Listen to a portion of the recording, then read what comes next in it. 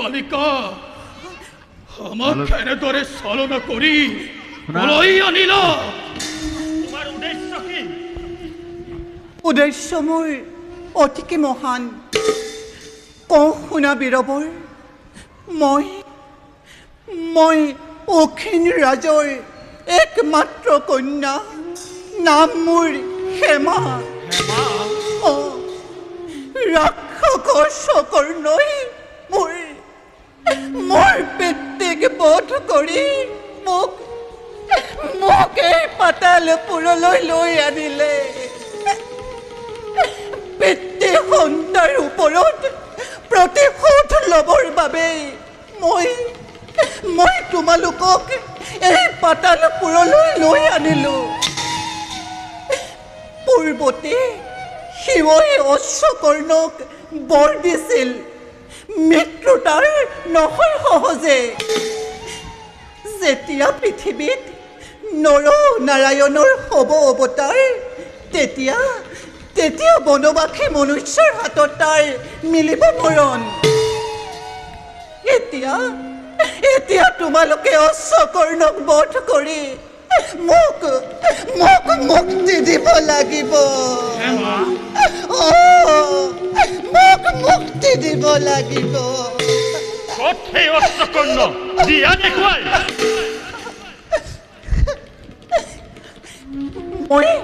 মই প্ৰথমে গৈ অশ্বকৰ্ণৰ সন্মুখীন তোমালোক আহি থাকা মোৰ পিছে পিছে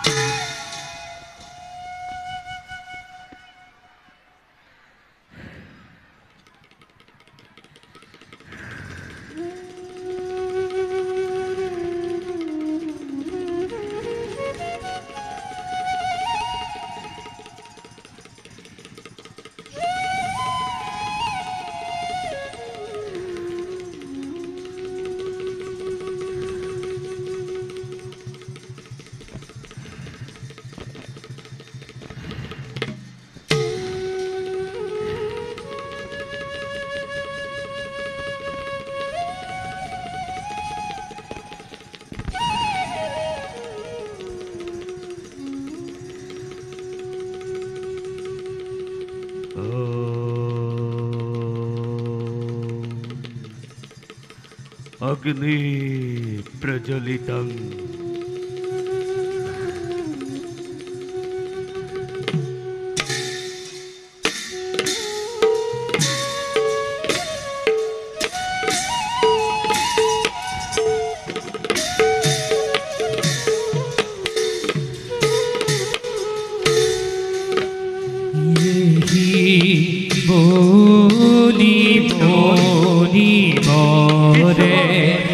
জয়গয়াৰ হিলায়াদি জয়গয়াৰ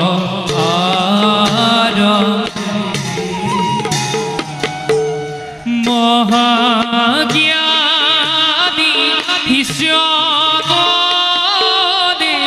আনন্দী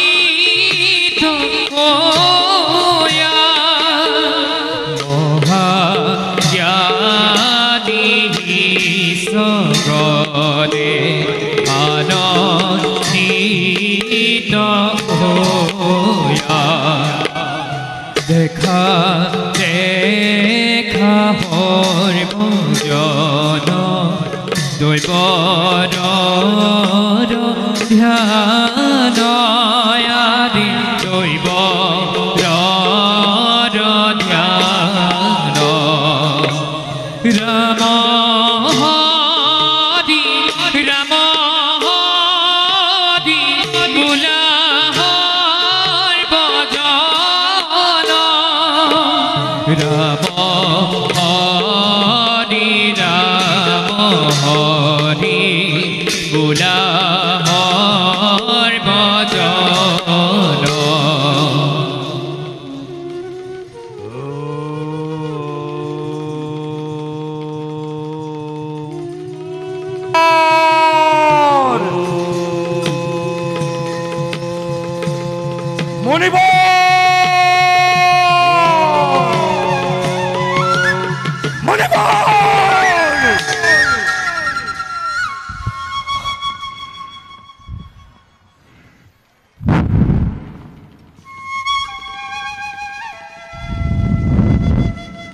কোন তুমি সুন্দর যুবক?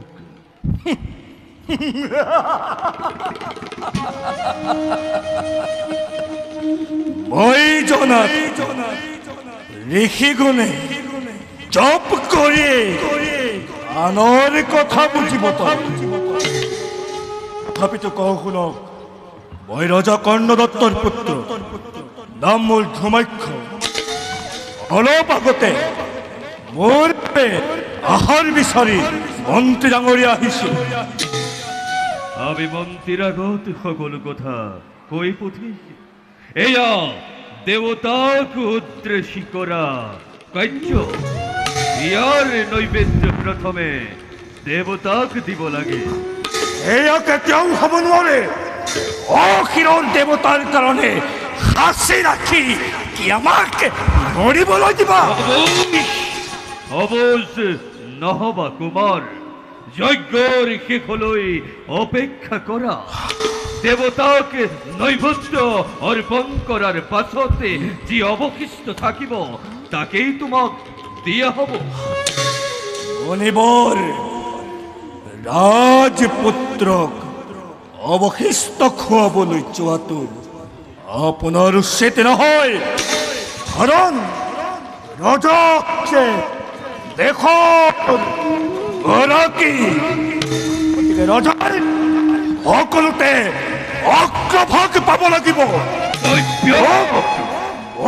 নৈবেদ্য দিয়ক মুনিবৰ। অতিক্ৰম কৰিব পৰা শক্তি ৰজাৰ নাথাকে। মুনিবৰ ৰাজপুত্ৰ দেৱতা নহয়, গতিকে তুমি যজ্ঞৰ শেষলৈ অপেক্ষা কৰিবই লাগিব। এয়াই মোৰ শেষ সিদ্ধান্ত। আপোনাৰ এই ধুমাক্ষ আজি নহয় সন্তুষ্ট, কাৰণ এই যজ্ঞভূমি আমাৰ ৰাজ্যৰ ভিতৰত আৰু ইয়াৰ প্ৰতিটো কাৰ্য ৰাজদেশ মতে হ'ব লাগিব। এয়া মোৰ শেষ সিদ্ধান্ত। দৈব্য আৰু দেশৰ কৰ্মত ৰাজসাদেশ অতিকে তুচ্ছ। গতিকে মই সিদ্ধান্তত সন্মতি নহয়। এতিয়া তুমি ইয়াৰ পৰা যাব পাৰা।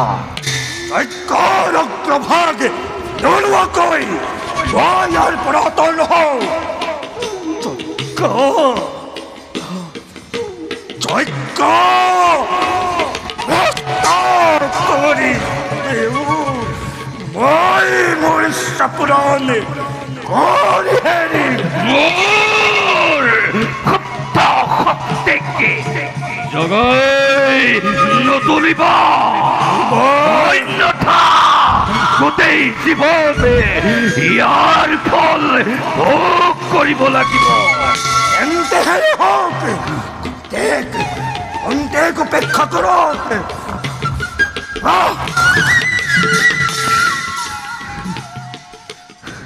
শিষ্যগণ,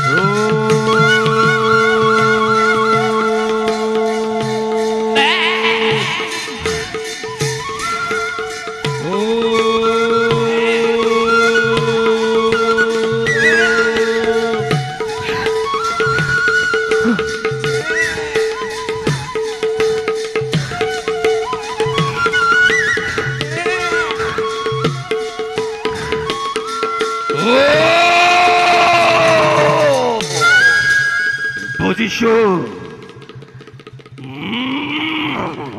প্ৰাসন্দই স্বপ্নভেগ ধৰি মোৰ যজ্ঞ কৰিছে নষ্ট।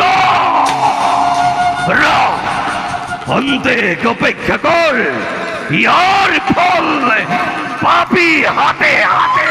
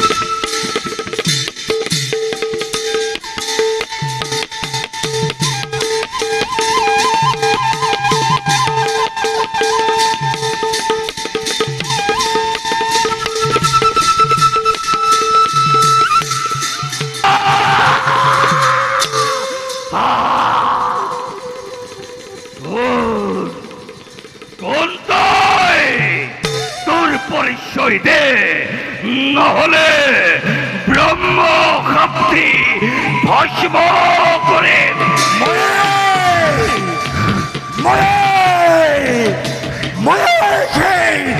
মায়া বিশ্বাস এতিয়া বুঝল মোৰ অগতি কিমান।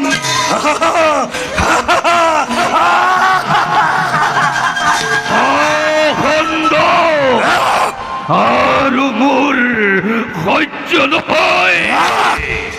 আজি তই যি ৰূপ লৈ মোৰ যজ্ঞ কৰিলি নষ্ট,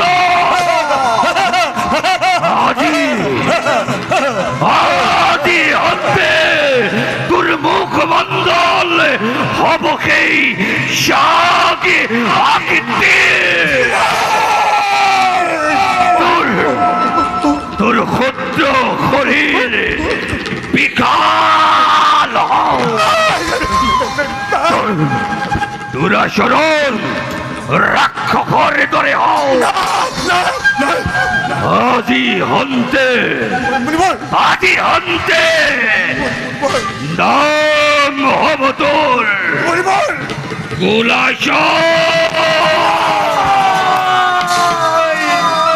তিৰুভয় বিকল দেখা দেখা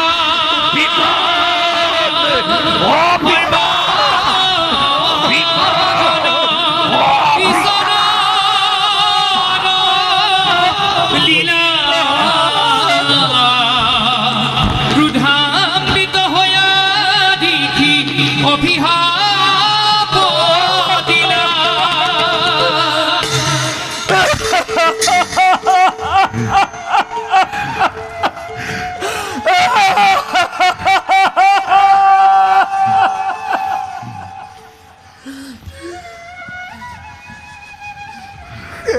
মুনিবৰ মোক ক্ষমা কৰক মুনিবৰ মই মোকালে পৰা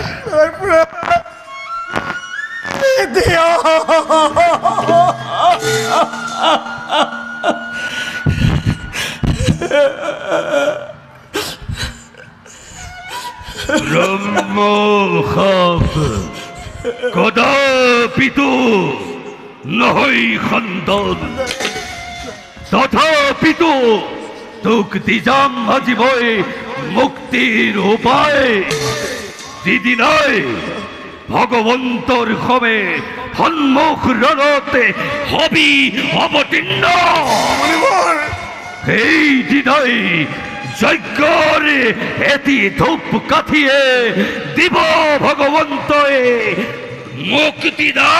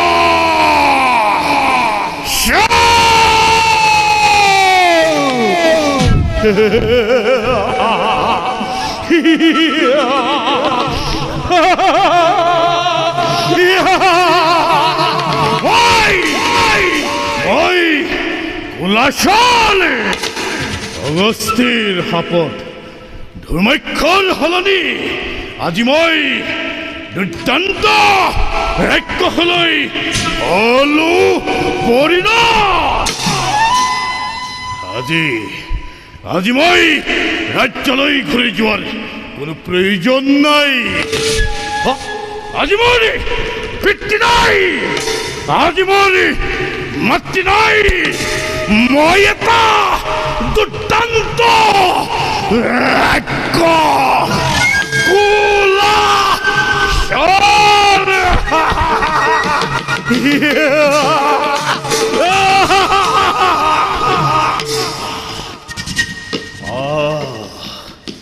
মন্ত্ৰী আৰ সেনাপতি কুঞ্জৰাত কোচ মন্ত্ৰীকে ৰাজ্যলৈ পঠিয়াই কুঞ্জৰাটকে মোৰ লগতে ৰাখিব লাগিব।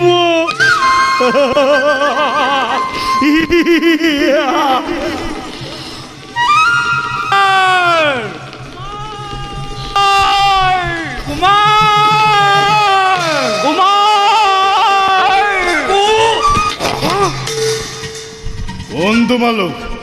কোন কুমাৰক বিচাৰিছা?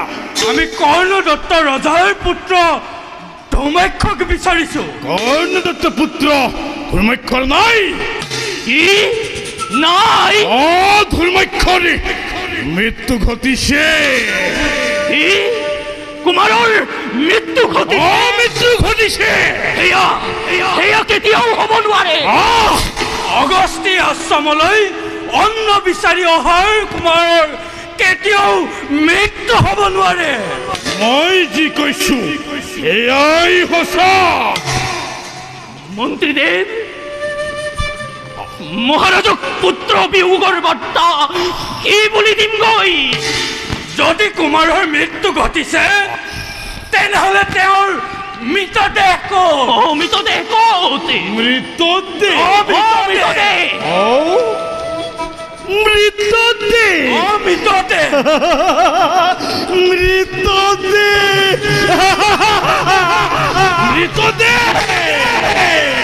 তোমালোকে কুমাৰৰ মৃতদেহ কেতিয়াও বিচাৰি নোপোৱা। কুমাৰৰ মৃতদেহ এই দুৰ্জয় কুলাচলৰ দেহতে কেতিয়াবাই বিলীন হৈ গৈছে।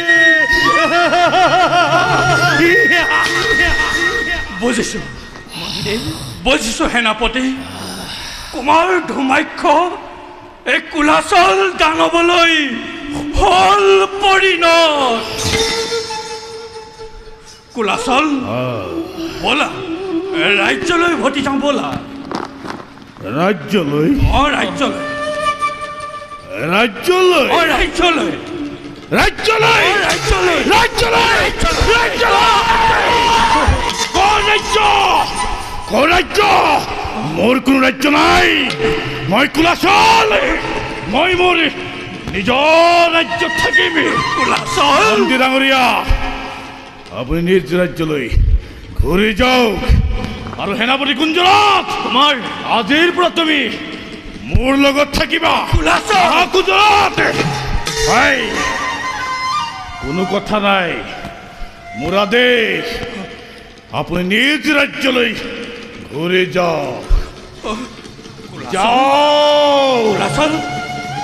যাও কুলাচল। যাও।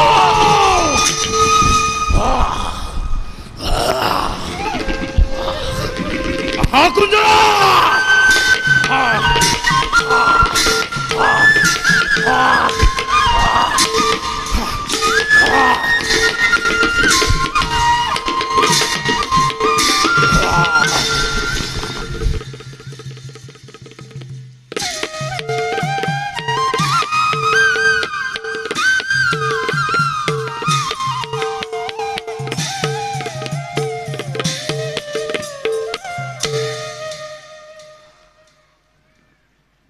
আমেৰিকালৈ যোৱা আজি বহুত দিন হ'ল, কিন্তু আজিও ঘূৰি নাহি।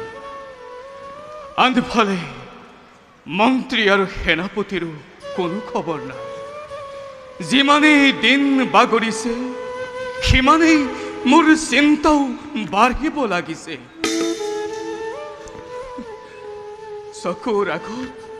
চকুৰ আগত চাৰিওফালে আজি অমংগলে দেখা দিছে।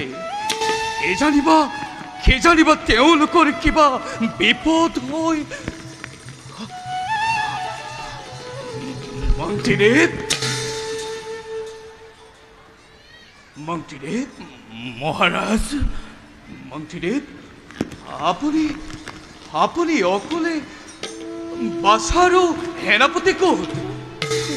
মন্ত্ৰীবৰ মন্ত্ৰীবৰ তেওঁলোক আৰু উলটি নাহে। কি ক'লে মন্ত্ৰীবৰ? মহাৰাজ তেওঁলোক আৰু উলটি নাহে? মই একো বুজিব পৰা নাই মন্ত্ৰীবৰ, মোক সকলো কথা বুজাই কওক। মহাৰাজ মন্ত্ৰীবৰ কুমাৰ কুমাৰৰ কি হ'ল মন্ত্ৰীবৰ? মোক কওক মন্ত্ৰীবৰ। কুমাৰ মন্ত্ৰীবৰ কুমাৰৰ কি হ'ল?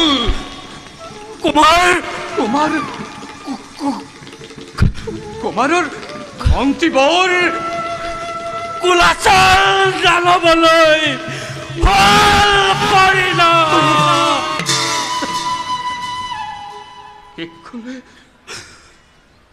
কি ক'লে মন্ত্ৰীবৰ? মহাৰাজ মোৰ পুত্ৰ মন্ত্ৰীবৰ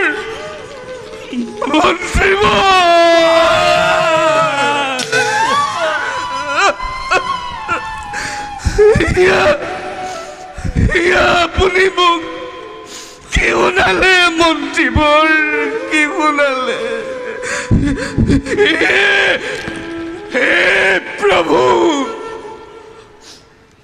এই কথা শুনাৰ আগতেই মোৰ মৃত্যু নহ'ল কিয়?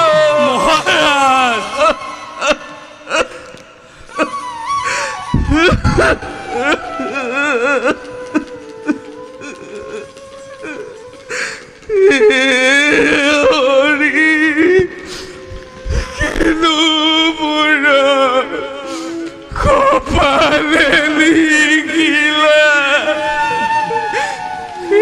এটি মাত্ৰ পুত্ৰ, তাকো কাঢ়ি নিলা।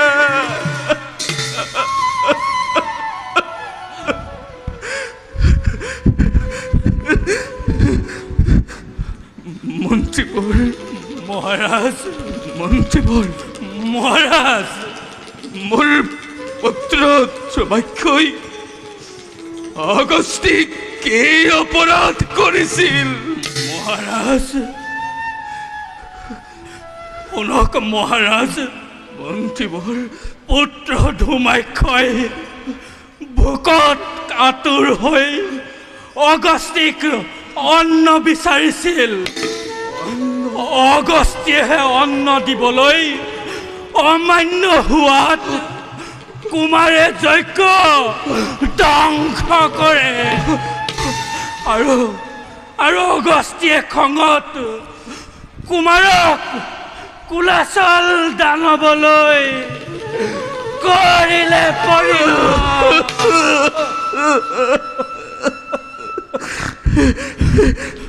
অগস্তি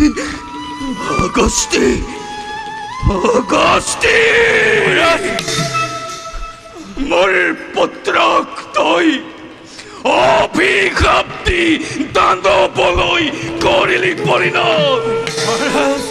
স্বাৰ্থন দেখি মুনি এমুঠি অন্নই আজি তোক নাছিল। নাই মই তোক নকৰো ক্ষমা। বলক মন্ত্ৰীবৰ, এবাৰ পুত্ৰক চাই লওঁ, তাৰ পাছত মই অগস্তিৰ কৰিম বিচাৰ।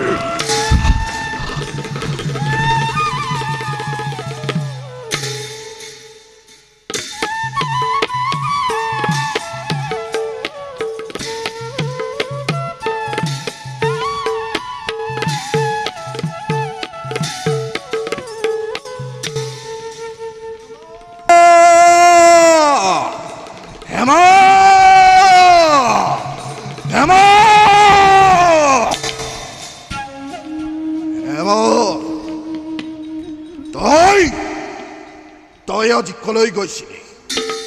মোৰ বিনা অনুমতিতে ঘূৰি ফুৰিছ কিয় কটা মইতো কেনেও যোৱা নাই মোক এই বিষয়ে প্ৰশ্ন নকৰাই ভাল তোৰ দেখিছো সাহস দিনে দিনে বাঢ়ি গৈছে ক তই নকৰি পলম ক'ত গৈছিলি যদি মই নকওঁ ক'বলৈ মই তোক বাধ্য কৰাম কিন্তু কি অধিকাৰত কাৰণ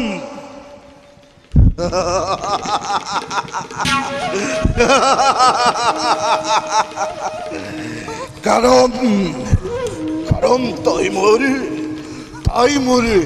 ধৰ্মপত্নী সেয়া সত্য নহয় কেৱল মোৰ পিতৃক বধ কৰি বলপূৰ্বক কৰি আনৰ চকুত মোক পত্নী কৰি ৰাখিছো তোৰ ইমান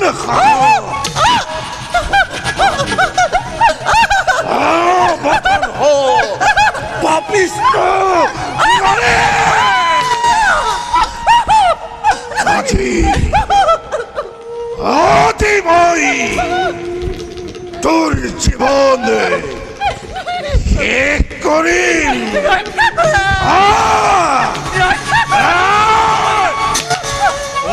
তই পাপিষ্ঠ নাৰীৰ ওপৰত বৰ অত্যাচাৰ দাদা ৰৈ নাথাকিবা এই পাখণ্ডক বধ কৰা এই কণ্ঠহাত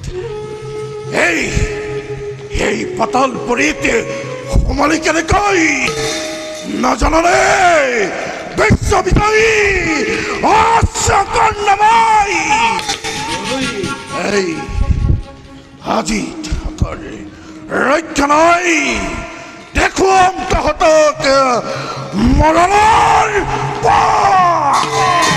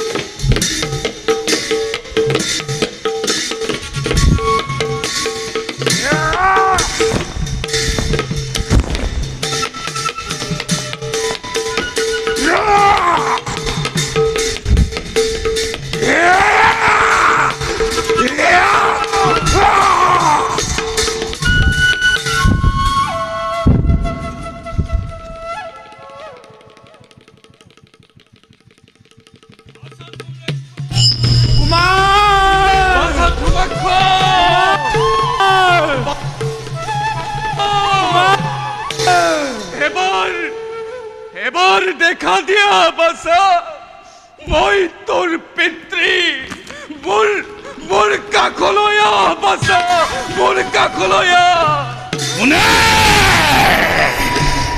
কোনে ধৰ্মাক্ষক বিচাৰিছে ধৰ্মাক্ষ এই দুৰ্জয় কুলাচলৰ দেহতে কেতিয়াবাই বিলীন হৈ গৈছে তই মোৰ বাসা ও তোৰা জি এনে দোকা হল মোৰ কণমানি লৰা আজি দুৰ্দান্ত দানৱলৈ হল পৰিণত হওক দানৱ হওক ৰাক্ষক তথাপি কি মোৰ পুত্ৰ মোৰ বুকুৰ মণি মোৰ আচলৰ ধন বাসা এবাৰ মোৰ বুকুৰ মাজলয়া বাসা মোৰ বুকুৰ মাজলয়া মাত বাসা আকো এবাৰ পিতা বলে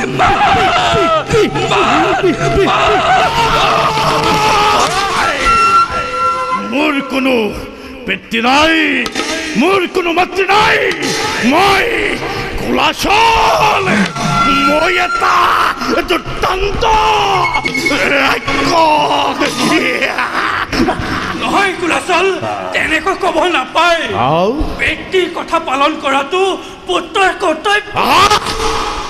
তাৰ আগতে অগস্তিক সোধাগৈ, অ হিৰৰে দেৱতা শ্ৰেষ্ঠনে এই মানৱ শ্ৰেষ্ঠ?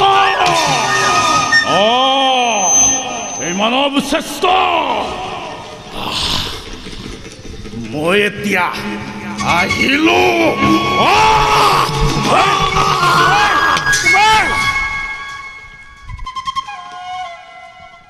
মন্ত্ৰীবৰ মহাৰাজ, কুলাচলে ঠিকেই কৈছে। মই এবাৰ এই প্ৰশ্ন অগস্তিক সুধিবই লাগিব যে দেৱতা শ্ৰেষ্ঠ নে মানৱ শ্ৰেষ্ঠ? মানে মহাৰাজ, আপুনি অগস্তি আশ্ৰমলৈ যাব নালাগে। মন্ত্ৰীবৰ, আপুনি মোক বাধা নিদিব। আজি অগস্তিয়ে মোৰ সোণৰ সংসাৰত জুই দিলে। মহাৰাজ, যে অগস্তিয়ে মোৰ একমাত্ৰ পুত্ৰক দানৱলৈ কৰিলে পৰিণত, সেই অগস্তিক এবাৰ মই চাব লাগিব। অ মন্ত্ৰীবৰ, এয়া মোৰ আদেশ। বলক মহাৰাজ।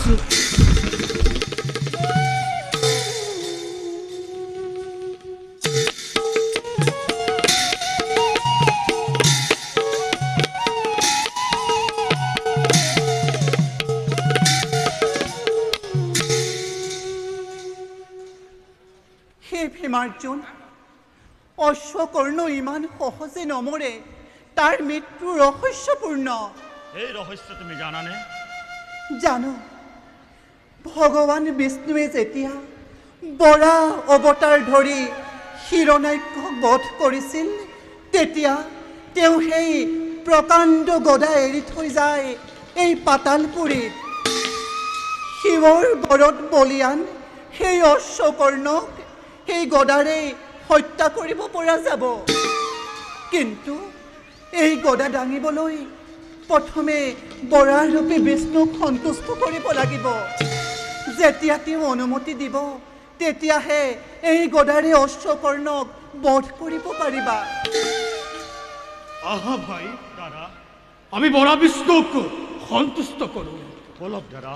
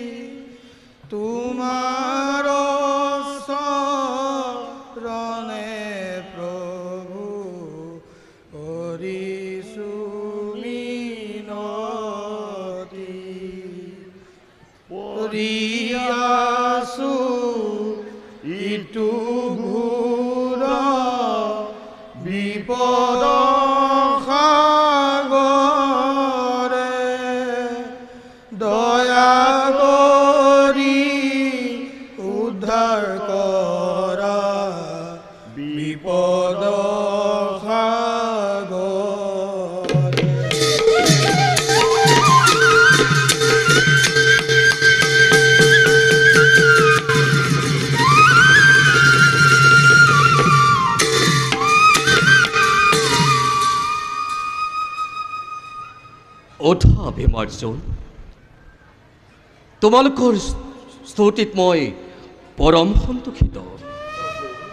দিছোঁ মই অনুমতি ভীম। এই গদাৰে বধ কৰিব পাৰিবা সেই দুৰ্জন অশ্বকৰ্ণক। লোৱা লোৱা ভীম।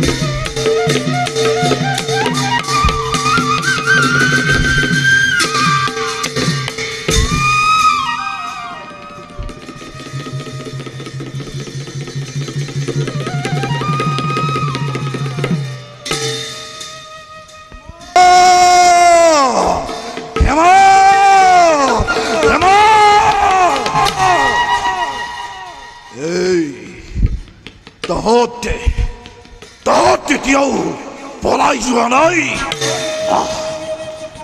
তহঁতক এইবাৰ কোনো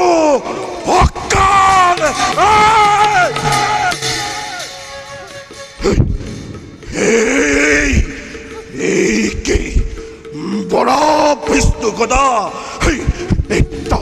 তোর পালি কল্পনা তহতি পালি কল্পনা ও পখন্দ এই গোদরে তোর জীবন আজি পরিমিখে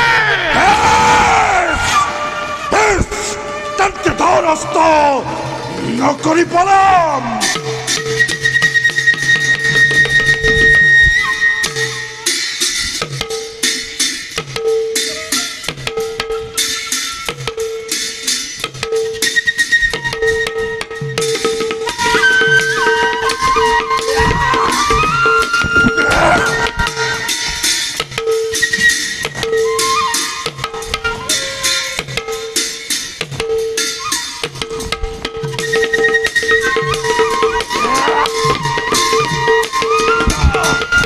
দেখা দেখা হরি ভজন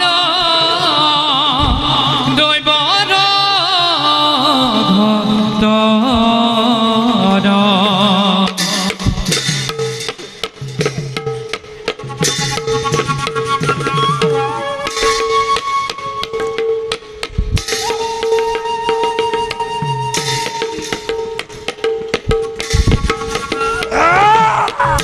দেখা দেখা হরভজন দৈবর ঘটন ভীম হমে করে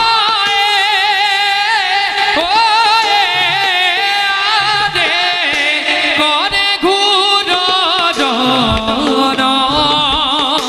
ভীম হমে অসকল করে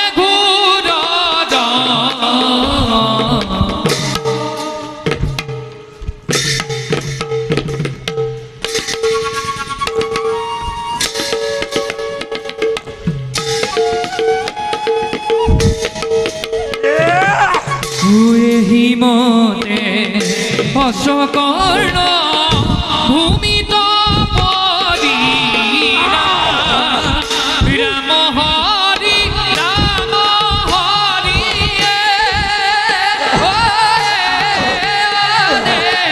হরভজনে ভুলা রাম হরি রাম হরি হরভজনে ভুলা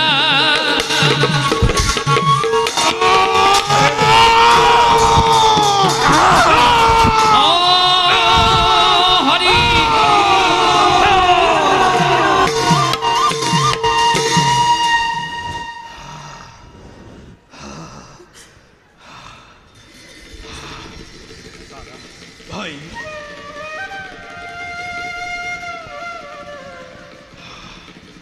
অশ্বকন্য মৃত্যু ঘটিল যেতিয়া আমাৰ পাতালপুৰীত থকা কোনো আৱশ্যক নাই দাদা ধৰ্মৰাজে চাগে আমালৈ চিন্তা কৰি আছে হেমা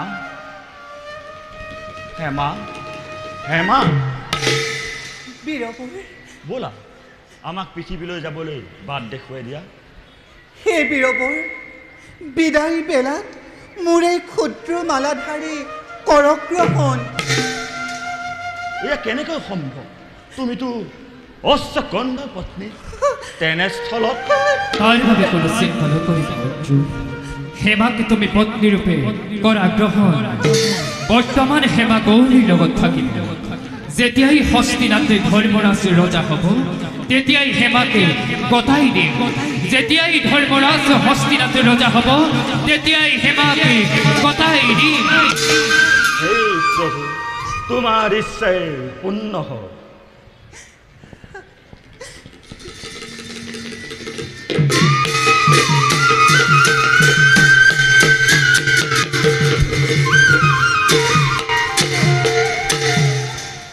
উঠা হেমা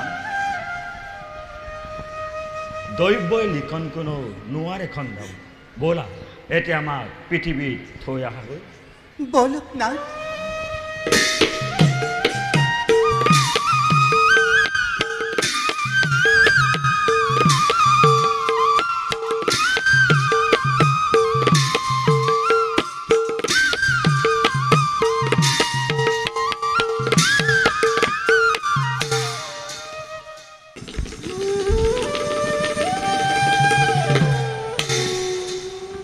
মহাৰাজ মন্ত্ৰীবৰ, এয়াই সেই অগস্তি আশ্ৰম। মণিবৰ মণিবৰ মণিবৰ। মহাৰাজ কৰ্ণদত্ত আকস্মাতে দেৱ দুৰ্গ বৰণ্যৰ মাজলৈ অহাৰ উদ্দেশ্য জানিব পাৰিমনে? মই জানিবলৈ আহিছো মোৰ একমাত্ৰ পুত্ৰক অভিশাপ দিয়া হল কিয়? মানুহে নিজৰ ভাগ্য নিজেই ভাঙে আৰু নিজেই পাতে, তাৰ বাবে কোনো জগৰীয়া নহয়। কিন্তু কুমাৰক অভিশাপ দিছিল আপুনি। কিন্তু সেই অভিশাপ সি নিজেই মাতি আনিছিল। সি এবুঠি অন্ন বিচাৰি আপোনাৰ আশ্ৰমলৈ আহিছিল, কিন্তু অন্নৰ পৰিৱৰ্তে পালেহি অভিশাপ। কিয়? তাৰ আগতে মই অন্ন বিচাৰি আহিছিলো, কতবাৰ অনুৰোধ কৰিলো, তথাপিতো আপোনাৰ মন নুকুমলিল। যজ্ঞৰ নৈবেদ্য দেৱতাৰহে, মনুষ্যৰ নহয়। সঁচা কথা, যজ্ঞৰ নৈবেদ্য দেৱতাৰ মাত্ৰ, মনুষ্যৰে প্ৰাপ্য নহয়। এই ধাৰণা সত্য নহয় মৰিবৰ। যজ্ঞ মানুহৰ বাবে। যজ্ঞৰ ধোঁৱাই আকাশত ডাৱৰৰ সৃষ্টি কৰে, সেই ডাৱৰে বৰষুণ দিয়ে আৰু পৃথিৱী শস্যশালী হয়, আৰু সেই শস্যই জীৱক জীয়াই ৰাখে। গতিকে যজ্ঞ মানৱৰ কল্যাণৰ বাবে, ধ্বংসৰ বাবে নহয়। কিন্তু আপুনি প্ৰজাৰ আশ্ৰয়দাতা ৰাজঘৰ ধ্বংস কৰিলে কিয়? আশ্ৰয়দাতাৰ জীৱন যদি সুৰক্ষিত নহয়, তেন্তে সেই আশ্ৰয়দাতাকে উচিত শাস্তি দিয়াটো কোনো ভুল নহয়। পিতৃৰ বুকুৰ পৰা একমাত্ৰ পুত্ৰক কাঢ়ি নিয়াটো কিমান যন্ত্ৰণাদায়ক, এই কথা আপুনি কেনেকৈ বুজিব? মহাৰাজ, আপুনি গুণীজ্ঞানী হৈ কিয় বিবেচকৰ দৰে কথা কৈছে? মই গুণীজ্ঞানী, কিন্তু তাৰ আগতে জানি লওক মই এজন ক্ষত্ৰিয়। শক্তি আৰু সম্পদ আহৰণ কৰাই হৈছে মোৰ প্ৰধান কৰ্তব্য। কিন্তু আপুনি এজন জিতেন্দ্ৰীয় ঋষি হৈও কিয় আবেগৰ বশৱৰ্তী হৈ মানৱতাক দিলে বিসৰ্জন? গতিকে আপুনি অধৰ্মী, আপোনাৰ মতিভ্ৰম হৈছে। মহাৰাজ, আপুনি সীমা চেৰাই গৈছে। এইখন আপোনাৰ ৰাজ হাৱেলি নহয়। মণিবৰ, এই মুহূৰ্ততে এই আশ্ৰমৰ পৰা গুচি যাওক। মণিবৰ, আপোনাৰ অধিকাৰ চাই আদেশ দিয়াটো উচিত আছিল। আজি কৰ্ণদত্তই আপোনাৰ আদেশ নকৰে পালন। মোৰ আদেশ, এই মুহূৰ্ততেই আপুনি মোৰ ৰাজ্য ত্যাগ কৰক। আৰু এই আদেশ যদি মই মানিবলৈ বাধ্য কৰা হ'ব। মোৰ আদেশ, এই মুহূৰ্ততেই মোৰ ৰাজ্য ত্যাগ কৰক। নহলে মন্ত্ৰীবৰ দিয়ক, অস্ত্ৰ দিয়ক। এই মুহূৰ্ততেই এই পাখণ্ডক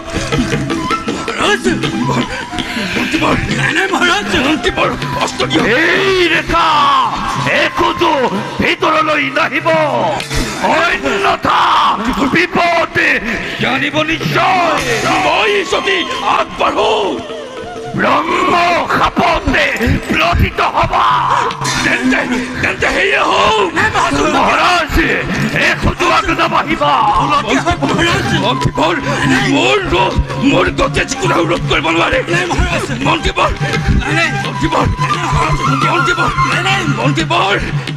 মোৰ ব্ৰহ্মখাপ এই ৰেখা অতিক্ৰম কৰিলে তোমালোক দিনালৈ হবা মন্ত্ৰীবৰ মোক বাধা দিব ময়ো চাওঁ এই পাখণ্ড ঋষিৰ মহিমা কিমান মন্ত্ৰীবৰ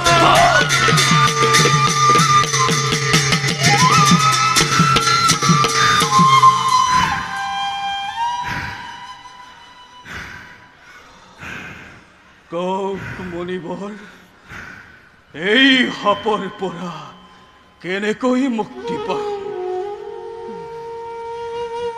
প্ৰভুৰ শৰণ কমলৰ পৰশ পালেই এই সাপৰ পৰা মুক্তি পাবা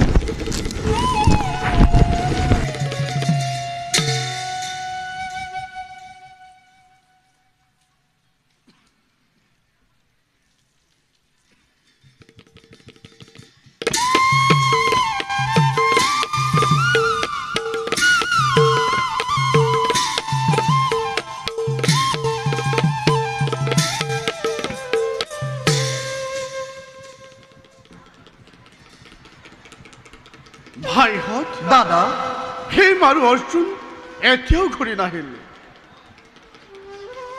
দৈৱৰ পাকতে পৰি মই সকলোবিলাক শেষ কৰিলো যত অনৰ্থকৰ মূল মই কিয় চিন্তা কৰিছে নাথ মোৰ মনে কয় তেওঁলোক সোনকালে ঘূৰি আহিব দাদা ভাই দাদা ভাই হৌৱা দাদা বিকুলৰ আৰু অৰ্জুন আহিছে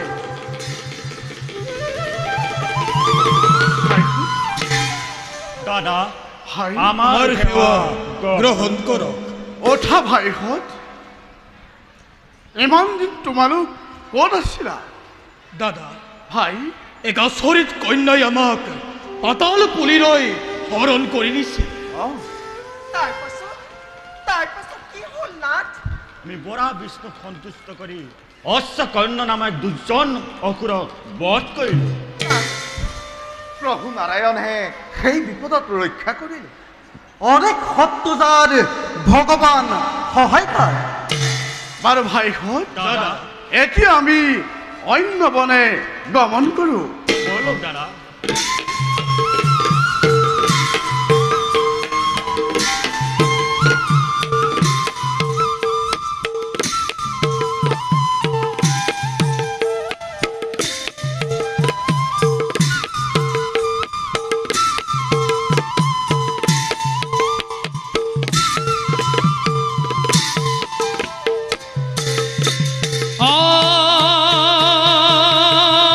হৰি হৰি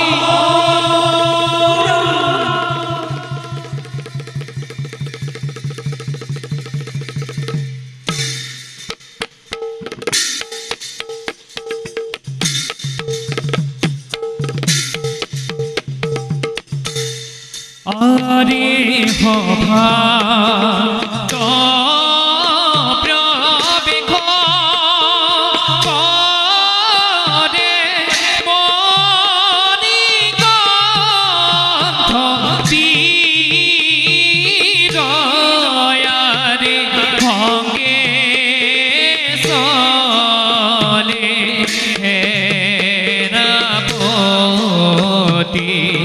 দেখি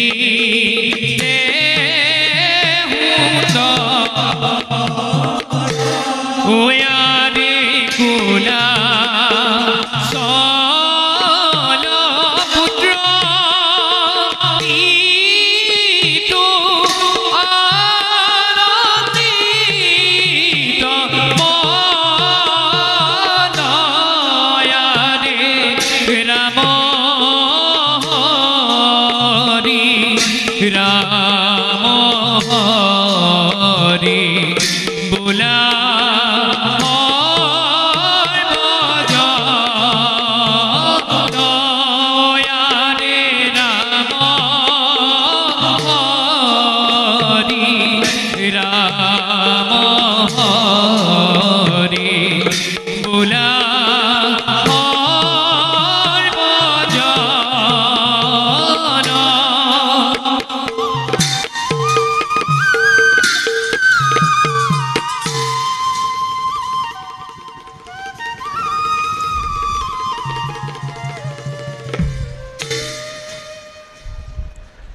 সেনাপতি ডাঙৰীয়া, মই আৰু কিমান দিন অস্ত্ৰ শিক্ষা গ্ৰহণ কৰিব লাগিব?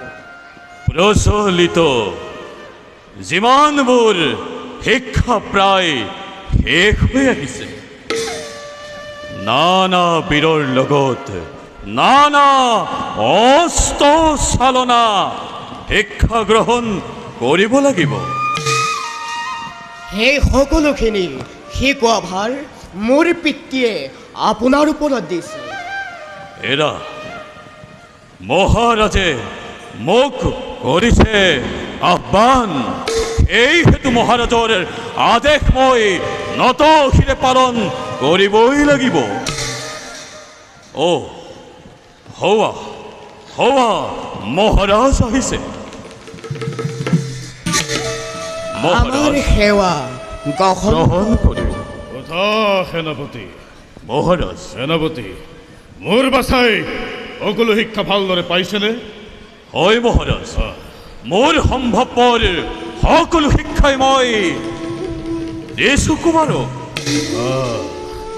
বাছা, পিতা, সেনাপতিয়ে দিয়া সকলো শিক্ষা তুমি ভালদৰে শিকিবলৈ যত্ন কৰিবা। ভাল পিতা। মহাৰাজ মহাৰাজ কিমান বাদ সেনাপতি? মহাৰাজ অগস্তিৰ কুপত পৰি মন্ত্ৰীকে ধৰি আপনাৰ পিতৃ মোৰ পিতৃ আপনাৰ পিতৃ শিলাতে হল পৰিণত। সকলো শিলাতে হল পৰিণত। ওই মহাৰাজ এইবোৰ কি হৈছে পিতা? মই একো ধৰিব পৰা নাই। বাছা, তই তই একো নুবুজিবি বাছা। পিতা, তোৰ পিতৃ এদিন মানৱ আছিল, দানৱ নাছিল। অন্নৰ পৰিৱৰ্তে অগস্তি মুনিয়ে কৰিলে দানৱ। অন্যৰ পৰিবৰ্তে অগস্তিয়ে দিলে ব্ৰহ্মা। ইমান ক্ষান্ত নাথাকি মোৰ পিতৃকে ধৰি মন্ত্ৰী দেৱকহি শিলাতে কৰিলে পৰিণত। আদেশ কৰক পিতা। পিতামহৰ ওপৰত কৰা অত্যাচাৰ প্ৰতিশোধ লৈ ঋষিকুল ধ্বংস কৰক। তোক ৰণলৈ পঠিয়াবলৈ এতিয়াও মোৰ শক্তি হীন হোৱা নাই। স্বয়ং নাৰায়ণেও যদি আহে হাততে সুদৰ্শন চক্ৰ ধৰি, তথাপিতো ৰক্ষা নহ'ব আজিয়েই কুলাচলৰ হাতৰ পৰা। অগস্তি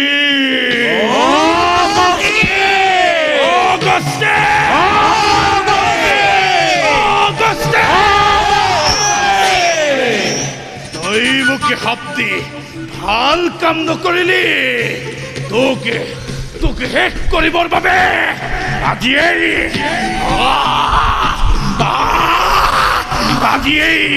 কুলাচলে ভয়ংকৰ কৰিছে।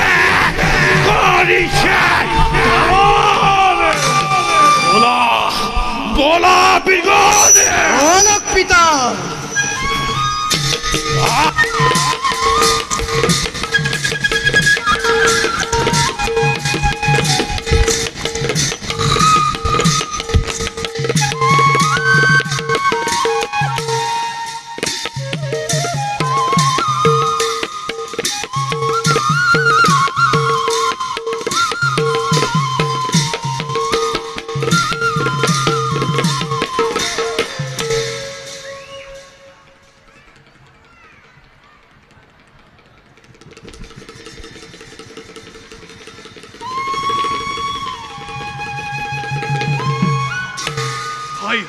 দাদা বহু দেশ কৰিলো ভ্ৰমণ, কিন্তু ইমান সুন্দৰ ৰাজ্য কতো দেখা নাপালো। দাদাই ঠিকেই কৈছা, ইয়াতেই কুলাচলে কৰিছে ৰাজত্ব। আমি ইয়াৰ পৰা উলটি যোৱাই উচিত হ'ব। এনেকৈ উলটি গ'লে আমাক কাপুৰুষ বুলি হাঁহিব। কোনটো কাৰ সাহসত প্ৰৱেশ কৰিলি কুলাচলৰ ৰাজ্যত? এই মুহূৰ্ততে এই ৰাজ্য ত্যাগ কৰ। এই আদেশ দিবলৈ তোক কোনে ক্ষমতা দিলে? নিজৰ ৰাজ্যত কথা ক'বলৈ কোনেও ক্ষমতা দিব নালাগে।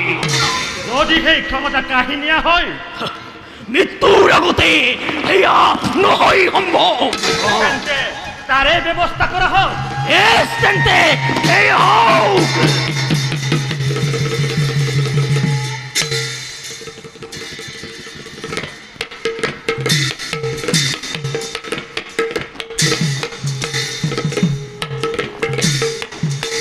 Yore are himate kunjorate haram hilaro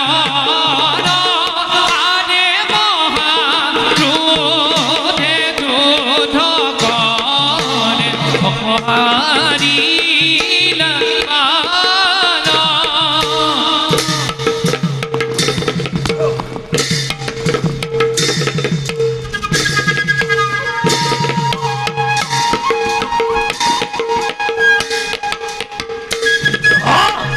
Yari adoyon ondore kunjon nilile morono Are adoyon ondore kunjon nilile morono Are ramohadi kulahor bojono Are ramohadi kulahor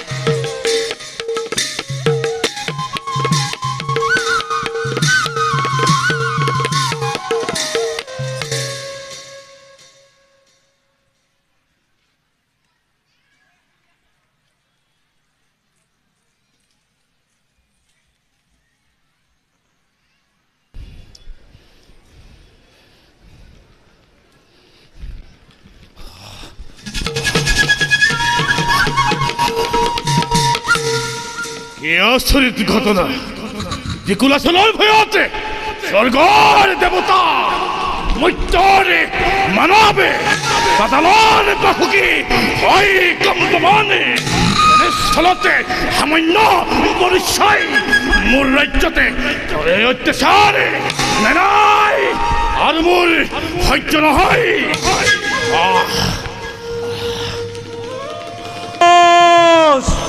মহাৰাজ মহাৰাজ মহাৰাজ অতি অতি দুখৰ বাতৰি মহাৰাজ। কি দুখৰ বাতৰি? সেনাপতি আমাৰ পৰিল ৰণত। সেনাপতি কুঞ্জৰত পৰিল ৰণত। সেনাপতি মহাৰাজ বিলম্বাই তাপ প্ৰমাণ মহাৰাজ। চাও বোলা আমি পাপিষ্ঠহঁতক বিচাৰি যোৱা লৈ আনা মোৰ মহাফুল। ভাল মহাৰাজ।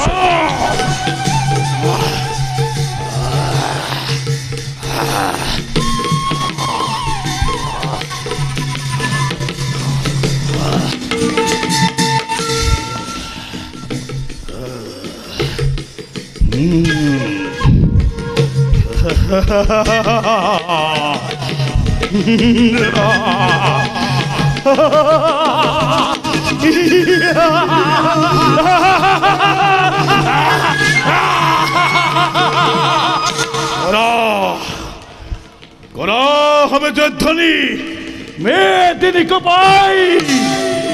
জয় কুলাসলর, জয় জয় কুলাসলর, জয় জয় মহা মহা বীরগণর। জয় জয় জয় ওয়ারে যুদ্ধ হেতু চলি যাই কুলাচল বীৰৰে পাণ্ডৱৰ হমে বীৰে কৰিব মৰণ।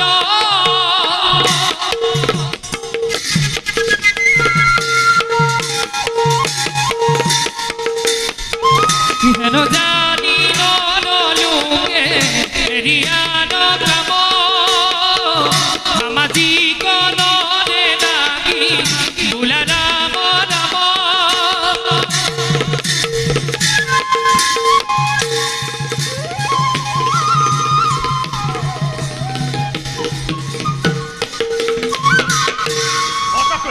সঁচাকৈ কুলাচলৰ শক্তি অসীম। তাৰ সেনাপতিৰ লগত যুদ্ধ কৰি তাৰ প্ৰমাণ হাতে হাতে পালো। এতিয়াও আমি বিপদমুক্ত হোৱা নাই ভাই। কুলাচলে যেতিয়া সেনাপতিৰ মৃত্যুৰ বাতৰি পাব, তেতিয়া সি প্ৰবলভাৱে আমাক আক্ৰমণ কৰিব।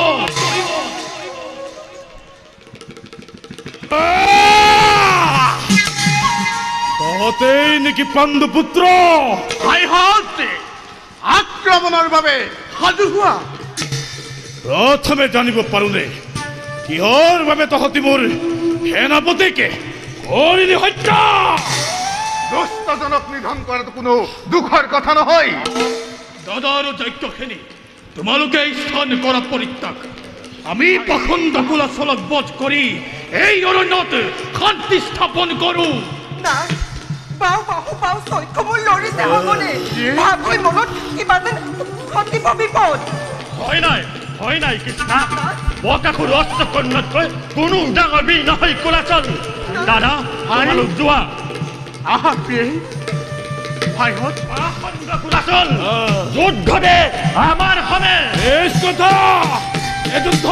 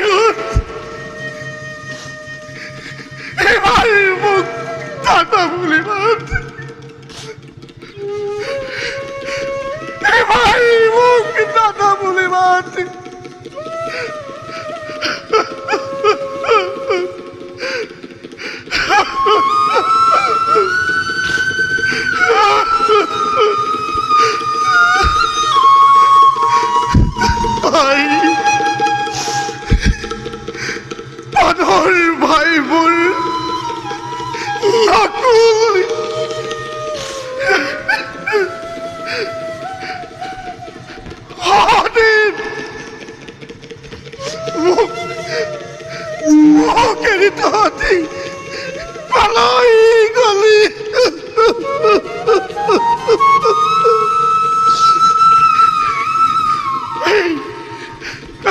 ভাই মোক দাদা বুলি মাতি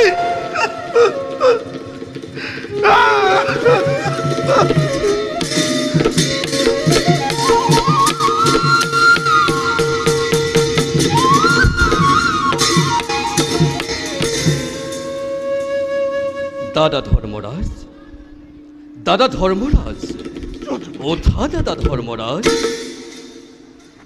যদুপতি ধৰ্মৰাজ মাৰি গ'ল দিনমণি মধ্যাহ্ন বেলায় কি কৰোঁ দিয়ক উপায়। দাদা ধৰ্মৰাজ নাই কোনো চিন্তাৰ কাৰণ। যদুপতি এইয়া এইয়া চোৱা দাদা। যদুপতি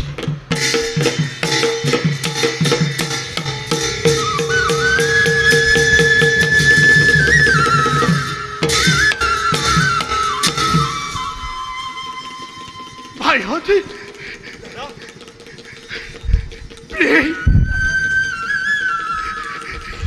ভাই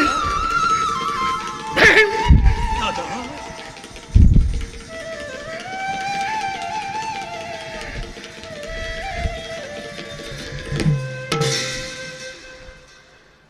যদুপতি আমার সেবা গ্রহণ কর। যদুপতি দাদা তুমি আদি তোমাতেই শেষ। দাদা আমার সেবা করিবা গ্রহণ। দাদা যদুপতি দাদা অপরাধী নকরিব মোক। যদুপতি যদুপতি তোমার অনন্ত শক্তির এটি কণিকাই আমার পঞ্চভাতাক অধিক শক্তিশালী কৰি তুলিলে। দাদাই ঠিকেই কৈছে। হয় যদুপতি, আপুনি থাকিলে সহায় তুৰন্তে নিধন কৰিম সেই কোলাচল দানৱক। সহদে কোলাচলক মৃত্যু প্ৰদান কৰাটো ইমান সহজ নহয়। মই নিজেই কোলাচলক বধ কৰিম। তোমালোকে অন্য বীৰক বধ কৰি আমাক কৰিবা সহায়। দাদা ধৰ্মৰাজ আপুনি যজ্ঞখিনি সহিতে খন্তেক কৰকৈ বিশ্ৰাম। তোমাৰ যি ইচ্ছা। আৰু আমিও যাওঁ কোলাচল নিধনৰ বাবে। ভাইহঁত দাদা সাৱধানে কৰিবা সময়। প্ৰিয়ে আহা যাওঁ আমি বিশ্ৰামৰ হেতু।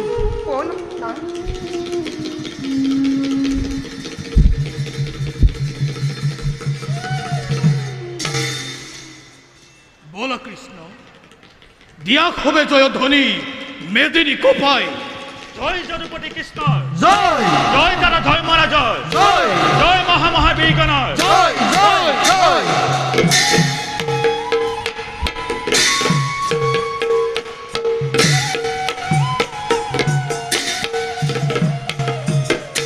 হৰি কুলাচল পধ হেতু চলে যদুপতি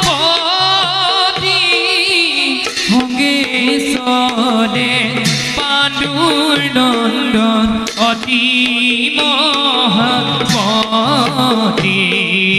ভঙ্গে চলে পাণ্ডুৰ নন্দন অতি মহাপতি। হৰি ধৰ্ম ৰগ ৰাখি কৃষ্ণ ধৰ্ম পাতকসা ৰোগ ডাকি বোলা নাৰায়ণ। পাতকসা ৰোগ ডাকি বোলা নাৰায়ণ।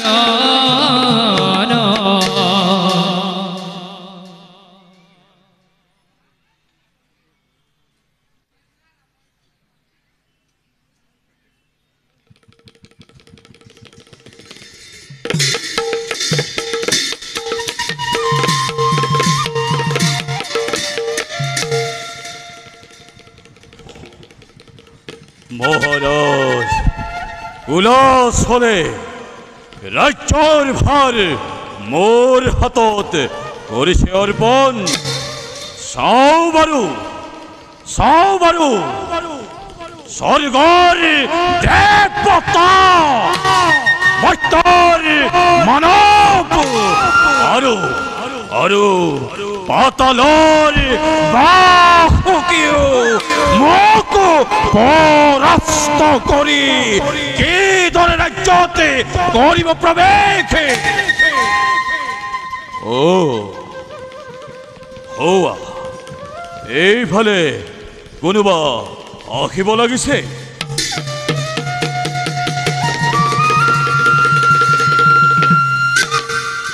কোনটোত পৰিচয় পাছতো পাবা। প্ৰথমতে আমাৰ পথ মুকলি কৰি দিয়া।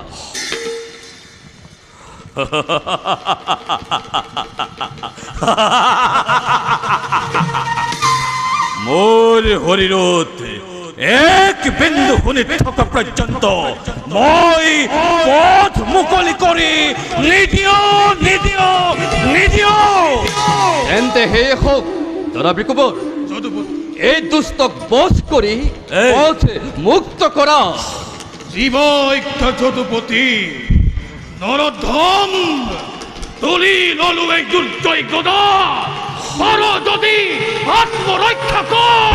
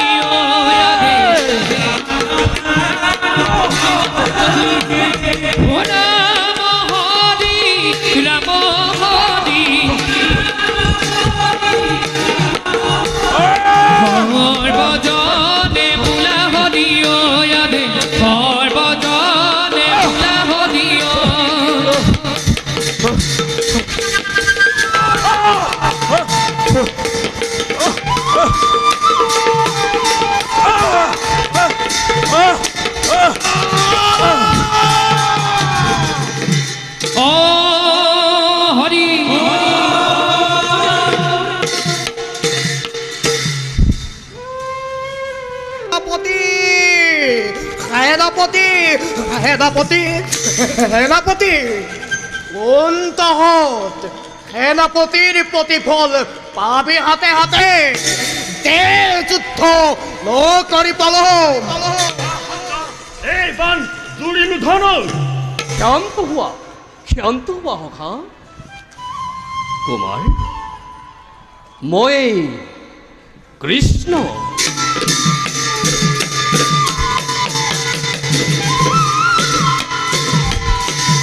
প্ৰভু আমাৰ সেৱা গ্ৰহণ কৰক।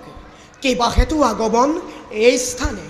কুমাৰ প্ৰভু তোমাৰ পিতৃয়ে সাধু সন্তৰ ওপৰত কৰিছে অত্যাচাৰ, আৰু সেইবাবেই অধৰ্মক বিনাশ কৰিবলৈ মোৰ আগমন। প্ৰভু ক্ষমা কৰক পিতৃদেৱক মোৰ। বেজাৰ নকৰিবা কুমাৰ। যোৱা তোমাৰ পিতৃ আমি অহাৰ বাতৰি দিয়াগৈ। প্ৰভু যোৱা কুমাৰ। প্ৰভু যোৱা। প্ৰভু আহা সখা, আমিও আগবাঢ়ি যাওঁ।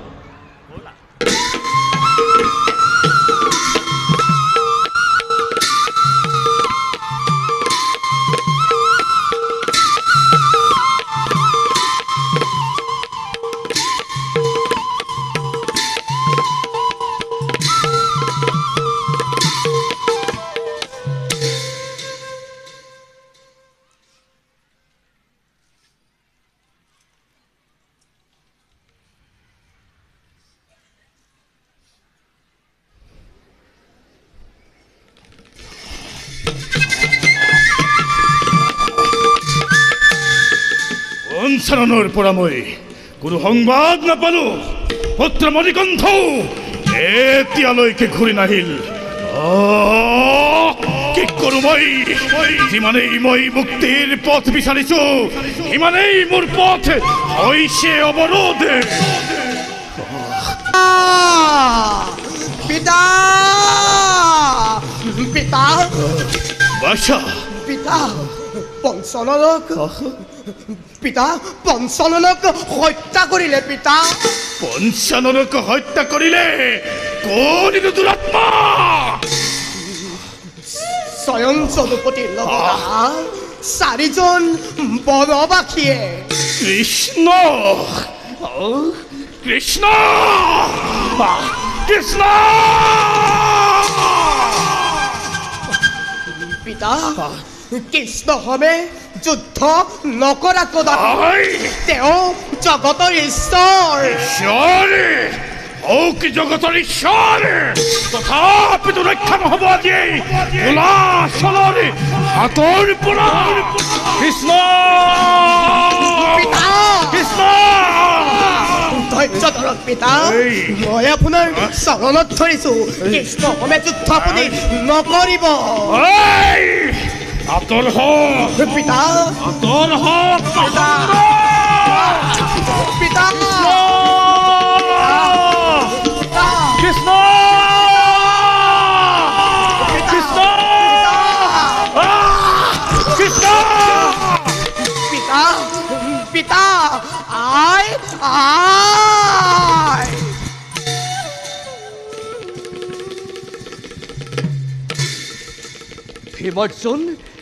ভীমাৰ্জুন নকুল সহদেৱে কুলাচলৰ সৈন্য বাহিনীৰ লগত কৰিছে তুমুল সংগ্ৰাম। হোৱা ক্ৰোধান্বিত হৈ কুলাচল মোৰ ফালে আহিব লাগিছে।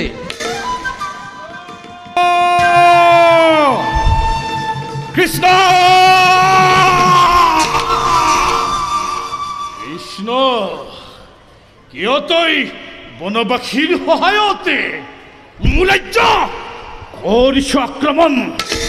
এতিয়াও দিছো তোক মই সেইটো উপদেশ, তুৰন্তে গুচি যা মোৰ ৰাজ্যৰ পৰা, নহলে কি কৰিবি? আমাৰ ক্ষেত্ৰত তোৰ মিলিব মৰণ। পাপিষ্ট, মুখৰ কথাত পতিয়ন নেযায় মাধৱ। আজি তোক মৃত্যুদণ্ড মই কৰিম প্ৰদান। মৃত্যু মৃত্যু মৃত্যু! কুলাচলৰ মৃত্যু দেখা যাব আমাৰ ক্ষেত্ৰতে। তোৰ কত পৰাক্ৰম! দে যুদ্ধ, দে যুদ্ধ, দে দে দে! দেখা দেখা সৰ্বজন লীলা মাধৱৰ কুলাচলহমে যুদ্ধ কৰে ঘোৰতৰ।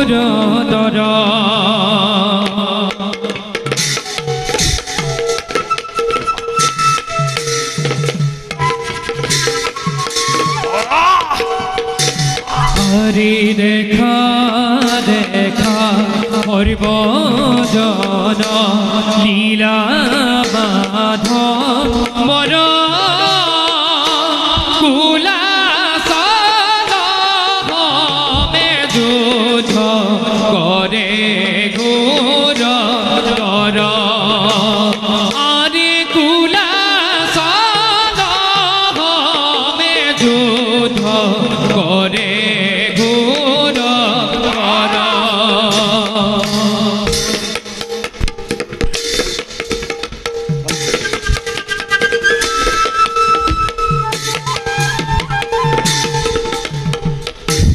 লীলা গৰি মাধৱে হাৰি জানৰি পাতক চাৰু কদাপি কুলা হৰি হৰি পাতক চাৰু কদাপি কুলা হৰি হৰি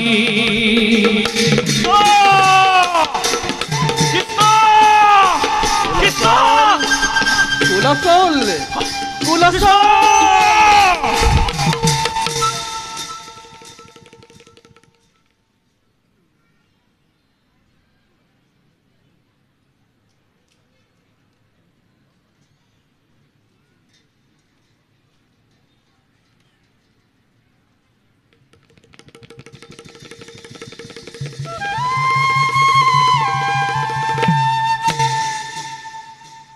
শিষ্যগণ আমাৰ প্ৰাৰ্থনা শুনি দ্বাৰকাপতি কৃষ্ণই পাপিষ্ঠ কুলাচলৰ সমে কৰিছে সমল কুলাচল পতন এইবাৰ অনিবাৰ্য শুনা জগতৰ কল্যাণৰ কাৰণে পরম পিতা পরমেশ্বর যুগে যুগে হয় অবতার মুনিরাজ মুনিরাজ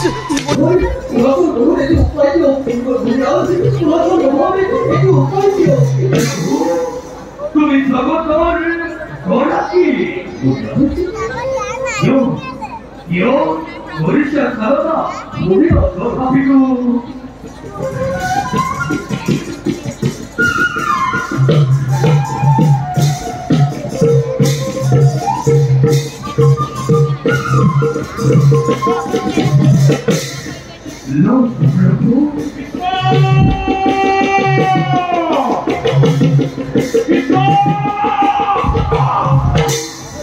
No, গলায় হারিবি অলিপ্ত বিচারি হলেও তোকা দিবই গরিব হত্যা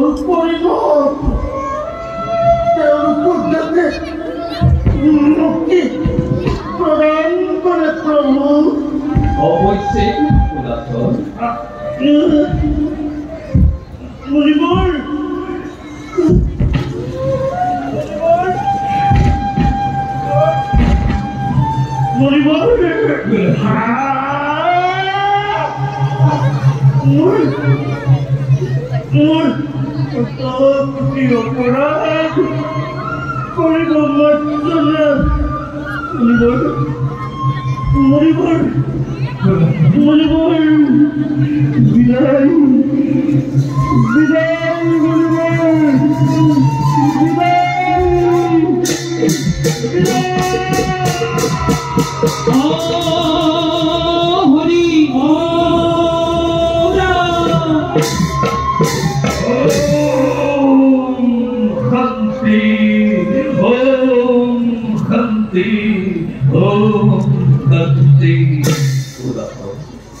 তুমি মুক্তি পাবা তোমার আত্মা আমার দেহ বিলীন হয়ে গেল